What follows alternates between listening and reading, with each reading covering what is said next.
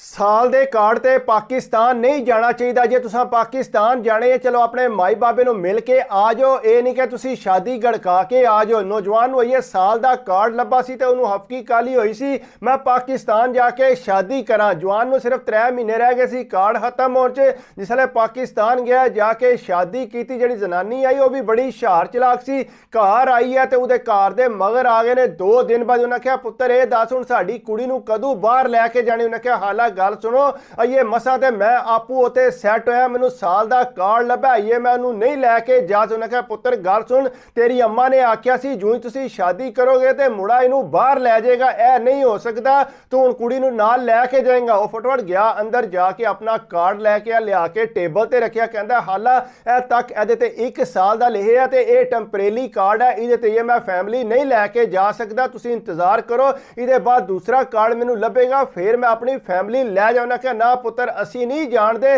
तू साडी कुड़ी नूं खड़ना ही खड़ना। अगू कुड़ी भी ये कहती है कि वाकई जिहड़ा तुहाडे घरदिआं ने साडे नाल वादा कीता सी। वो मुड़ा सिर नाल गलबात करदा ते बाजार टुर गया। जिसले बाजार गया तू फिर टुर के वापस आया, इन्नी देर नूं सावरे टुर गए सी।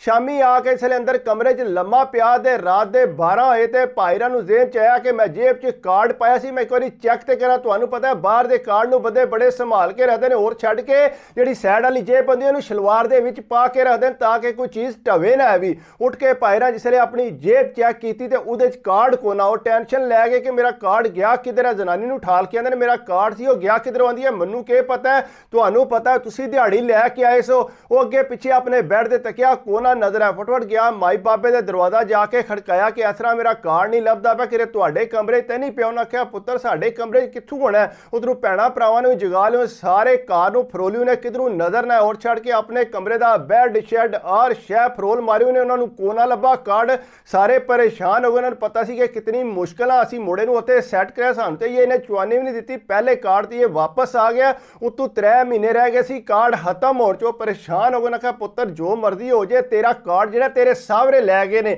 आंदा अम्मा जी वो किस तरह लैके जा से, मैं ते जेब च पाया सी, मैं बाजार गया सा, अगू निक्के भरा नूं नाल लैके ते गलियों गली टुर पिया कार्ड चैक करने वास्ते। कि अगे पिछे ना कार्ड डिग्गा होवे, सारा राह चैक करके गया। तुहानूं पता है पाकिस्तानी थले कागज भी डिगे ना, वो भी बंदे चुक के तकदे नहीं ते लिखिया की है ते कार्ड ते फिर भी दूर दी गल है। बेचारा अद्धी राती सारा राह फिर के आया, किधरों भी कार्ड को ना लभा। घर वापस आया, घरदिआं नूं कहंदा कि मैनूं जिहड़ा कार्ड को नहीं लभा। बेचारा रोण वाला होया सी। घर दे आख्या पुत्र तेरे सावरे चुक के लै गए ने, जिहड़ी उन्हां दी शर्त आई कि जनानी नूं नाल लैके जानी है, तू पूरी नहीं कर सकदा, इस वास्ते वो गुस्से नाल लै गए ने। वो जनानी नूं कहंदा कि अपने घर फोन कर। उन्हें कहा गल सुनो मैं इस टाइम कित्थों फोन करा। उन्हें नहीं तू फोन कर। उन्हें जिसले फोन किया किसी ने फोन को ना चुकिया। कहता बह मेरे नाल मोटरसाइकिल ते चल तेरे घर चलीए।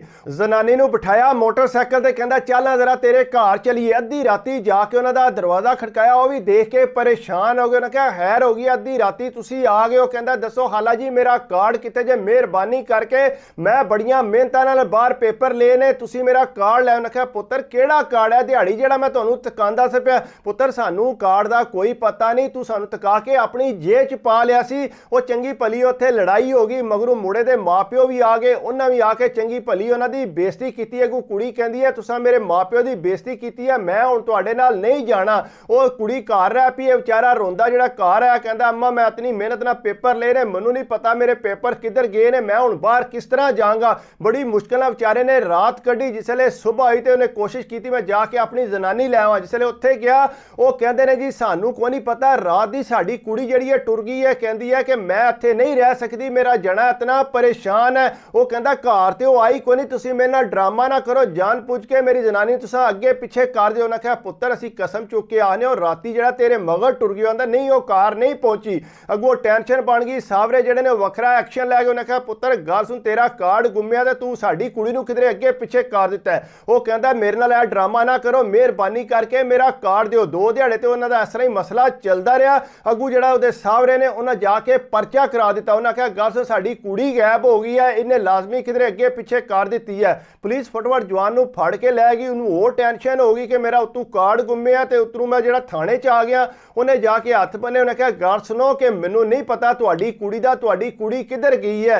बहरहाल वो कोई गल सुनने नूं तैयार नहीं। उन्हें कहा ये कार्ड वास्ते जिहड़ा साडी कुड़ी इन्हें मार दी है। दिहाड़े जिसले 4 गुजरे ते अचानक कुड़ी दा फोन आया। उन्हें आख्या जी मैं इस बंदे नाल नहीं रहना, मैं किसी होर ਨਾਲ ਪਿਆਰ ਕਰਦੀ ਸਾਂ ਤੇ ਮੈਂ ਉਹਦੇ ਨਾਲ ਆ ਗਈ ਹਾਂ। ਜਿਸ ਵੇਲੇ ਪੁਲਿਸ ਨੇ ਸੁਣਿਆ ਤੇ ਉਸੇ ਟਾਈਮ ਉਹਨੂੰ ਛੱਡ ਦਿੱਤਾ। ਉਹ ਵਿਚਾਰਾ ਘਰ ਆਇਆ, ਉਹਨੂੰ ਸਮਝ ਨਾ ਆਵੇ ਕਿ ਮੇਰਾ ਕਾਰਡ ਜਾਂਦਾ, ਹਾਲਾ ਖੁਦਾ ਦਾ ਨਾ ਤੁਹਾਡੀ ਕੁੜੀ ਮੇਰਾ ਕਾਰਡ ਵੀ ਲੈ ਗਈ ਹੈ, ਮੈਂ ਉਹਨੂੰ ਤਲਾਕ ਦੇਣਾ, ਲੇਕਿਨ ਮੇਰਾ ਕਾਰਡ ਦੇ ਦੇਣਾ। ਕਿਹਾ ਪੁੱਤਰ ਗੱਲ ਸੁਣ, ਸਾਡੇ ਨਾਲ ਉਹ ਰਾਬਤਾ ਕਰੇਗੀ ਤੇ ਅਸੀਂ ਤੈਨੂੰ ਦੱਸਾਂਗੇ। ਅੱਗੂ ਜਵਾਨ ਕਰ ਵੀ ਕਹਿ ਸਕਦਾ ਸੀ। ਜਿਸ ਵੇਲੇ ਮਹੀਨਾ ਸਾਰਾ ਗੁਜ਼ਰਿਆ, ਉਹ ਮੋਟਰਸਾਈਕਲ ਲੈ ਕੇ ਬਾਜ਼ਾਰ ਗਿਆ ਤੇ ਉੱਥੇ ਇੱਕ ਫਰੂਟ ਵਾਲੀ ਰੇਹੜੀ ਤੇ ਜਾ ਕੇ ਖਲੋਤਾ।